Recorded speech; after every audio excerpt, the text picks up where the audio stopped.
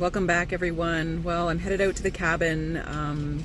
It's been an awful 4 days here. There's been thousands of kilometers of destruction from a derecho that went through this area last Saturday. Derecho is a storm that produces thousands of kilometers of damage and has hurricane and or tornado force winds. A lot of us are without power, without water. Got the house stabilized, just heading out to the cabin to see what's going on. They took a direct hit. Well, here we are.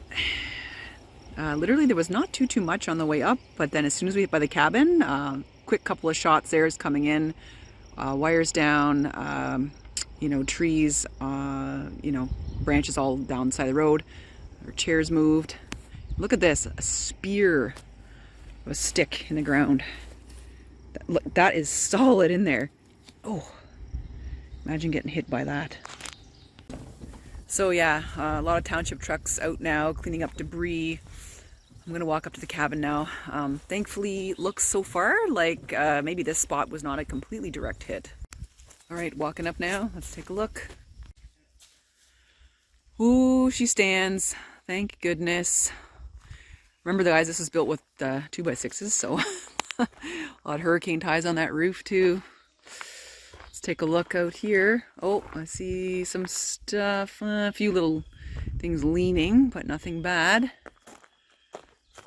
A lot of trees really close to the cabin. I know some of you don't like that, but probably saved it a bit. Some of these young maples could take some of the brunt. The wind came actually out of that direction.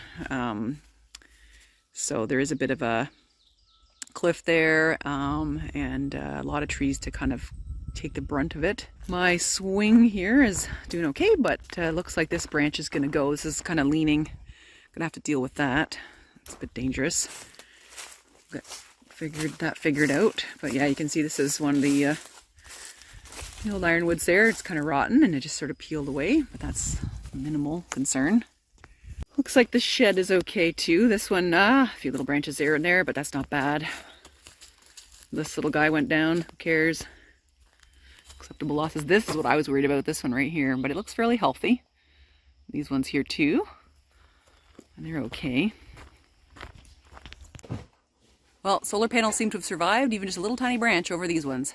And I was fully expecting all these solar panels to be just ripped right off, but they're good. Thank goodness. Headed down the trail here, kind of like you would heading towards the bay. And yeah, there's a few things down here. That's not a big deal. It's that guy right there. Let's go check my mushroom logs. I don't know if you've been asking about the mushroom logs. We're gonna go check it out. We've had tons and tons of rain, obviously, with these storms, but I'm not seeing any growth here. I may actually drill again. You can see these are where the plugs were put, but I don't know, kind of not impressed.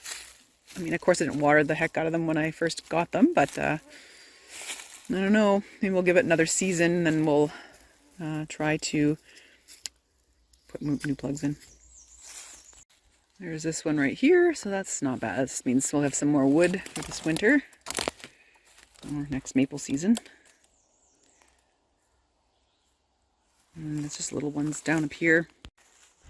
Boy, we really lucked out, let me tell you. The destruction from this derecho has basically gone on 1,000 kilometers. It's incredible what you see. It appears to be incredibly localized in terms of these hurricane and tornado force winds. I mean, some areas were clocked at 130 kilometers an hour, 120 kilometers an hour at the airport.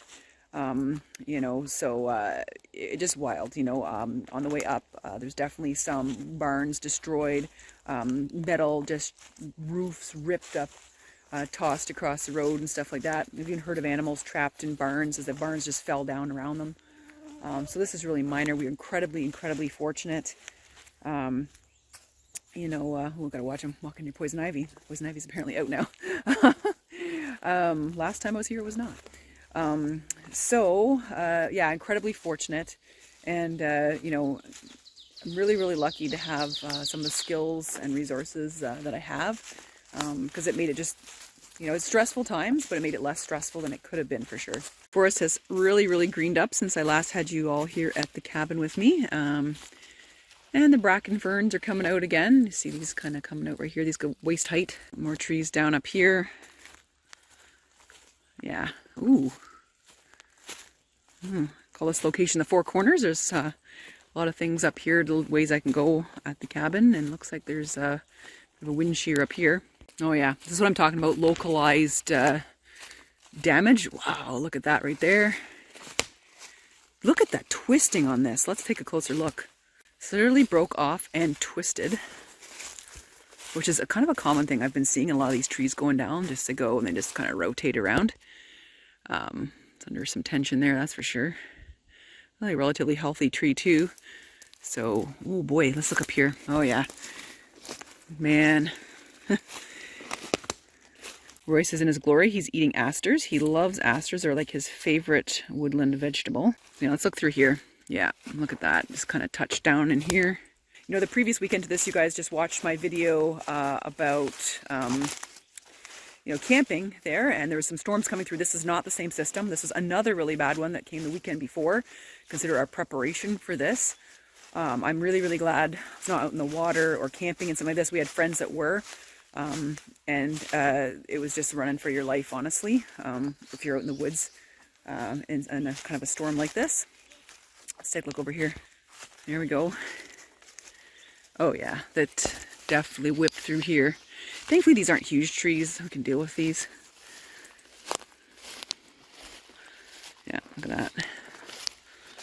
Really glad this wasn't right by the cabin. Oh yeah, look at that one snapped off right there. Oh yeah, all the way up here too. Oh, it missed my butternut. Yay! Endangered tree for the win. Look at all the way. This is one of my big trails. And skidoo up here. All the way up. Boom. Trees down. All around here too. Happy to report black flies are dying back. All through here you can see dragonflies around. Thank goodness. Last time I was here working on the mouse proof in the attic. Oh my gosh, look at all around me. All these dragonflies. This is amazing. Well, there's positive things in a bad situation. But oh wow, they're like everywhere. This is great. Wowee. Oh. Oh boy, I knew this area was going to be the hardest hit. There's a lot of balsam fir and a lot of like sort of more like trees that kind of come up quick in succession and then they die. Look up there. We're going to have a lot of trees you have to watch out. Hangers, things like that. Through here. So there's a sense of what we're working with here. Thankfully though, the cabin's good. Okay, so a lot of blessings. I know this is like a total like first world problem. But some people's houses were completely destroyed. You know, who cares about my cabin, whatever.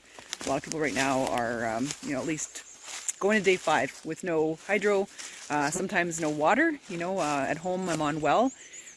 So thankfully our well can be plugged into a generator. A lot of people, they cannot. Can't spend too long at the cabin.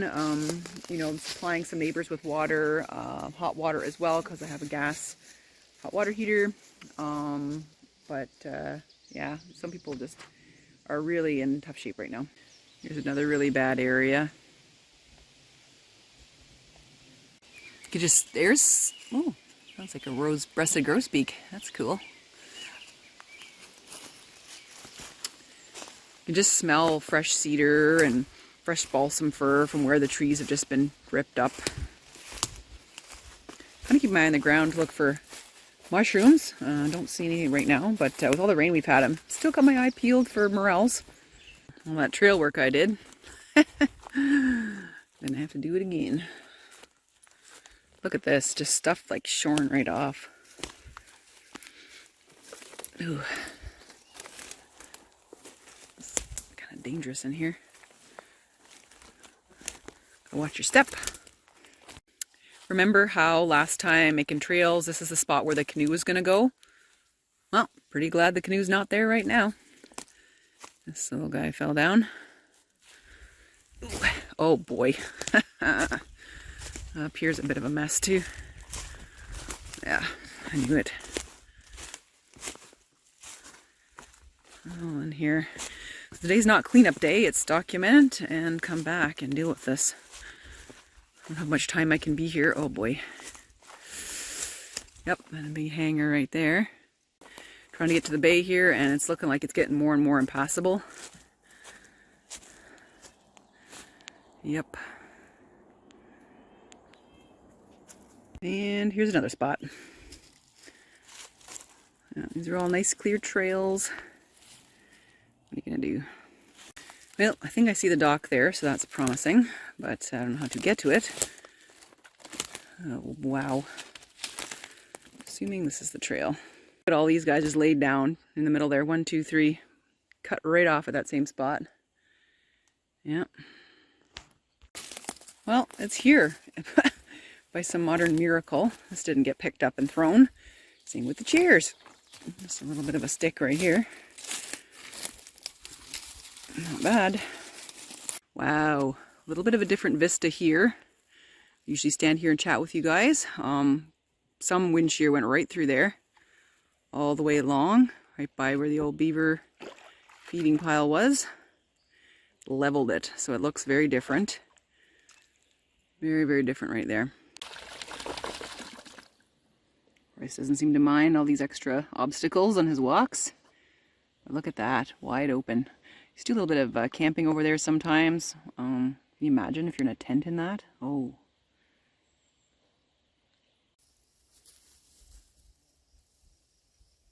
Well, in the field things don't seem to be too bad. You know, the pines young, they're strong.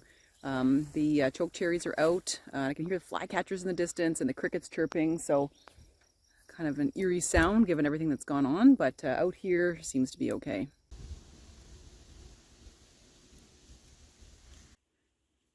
Well, I had picked up originally a few things from Princess Auto to get set up here, but now this seems to be like a mild priority. I got these really great metal signs, so those will go up at some point, and a boot scrubber so I can keep the cabin floor a little bit cleaner. This is going to go on the porch, so it's a good deal. And then obviously to kind of get rid of the smell up in the attic from the mice, I found these really cheap, these bamboo, charcoal, and baking soda air purifying bags. So I've got different sizes there, and 2 hours a month you put in the sunlight to recharge them. So that's great. So we'll definitely be using these up in the attic, but get those set up in a little bit. These are actually really nice. Look at this, these little bags. You have like little strings so you can kind of hang them. So yeah, I put some of the bigger ones up there. These can actually go in the main cabin to make the air smell nice. That's cool. They don't have a really bad stench to them or anything. They don't smell like much of anything at all. That's a good thing. So I'm going to toss some of the... Oh, the hummingbird's back. Well, even that didn't fly off the window. Isn't that amazing? I'm going to just toss some of these up in here. That should be great. All right. There she is. That's awesome little add to the cabin there by the door. I know, Royce, you're trapped inside. Yeah, so that's really good. Well, I must say, you know, it's upsetting to see all the destruction in the forest, but I'm glad to know that, you know, we're okay and the cabin's okay, and looks like a lot of people around here are okay, but, you know, still without power, some without cell service, which is dangerous. And some without water. So it's a big crisis, actually. I think we're going to be seeing a lot more of this wild weather. Like I said, last weekend there was a terrible storm. This weekend, even worse. And there's been flooding places, and there'll be fires soon and stuff like that. I think this is a big wake-up call for everyone, that you need to be prepared. Make sure that you have a way to get power, you know, solar generator if you can, or, you know, pool resources with neighbors. Like, you know, if you don't have one, does someone else, you know, make a little map of people that can help you out with finding these resources. Maybe someone else has a generator that you can plug into for a little bit during the day, to, you know, charge your phones, things like that, to get information, plug in your well pump, that kind of thing. So make sure, you know, you have a source of power, that you have some sources of food at home, non-perishable items, super important. I mean, I would say, you know, they say, well, 3 days. Well, make sure even like a week, because here we are, we're going to be at least a week without power, I'm sure, at home. And have lots of water on hand, or know places where you can get water. Super important, food and water. Advised to have, like, you know, your medications on hand, you know, maybe some MREs, things like that, a little bug out bag with some of the essentials in case you have to evacuate somewhere really quickly, you know, all your documentation, things like that, flashlights, you know, first aid kit, things like that, because know, this is just going to get worse. You know, we've got wars going on, we've got wild weather. It's time to be prepared. So I'm very fortunate that we have a lot of stuff here and at home. You know, I'm not a prepper. I'm not going to say that I'm a prepper, but I do have stuff and am prepared. Also acquiring knowledge along the way, really, really important, because you never know when you're going to have to use it. So yeah, thanks for joining me today on this quick little trip to the cabin. Got to get back home and fire up the generator again to, you know, get things going at home. But just want to let you guys know I'm okay, and stay well and be prepared. Have a good one. Take care.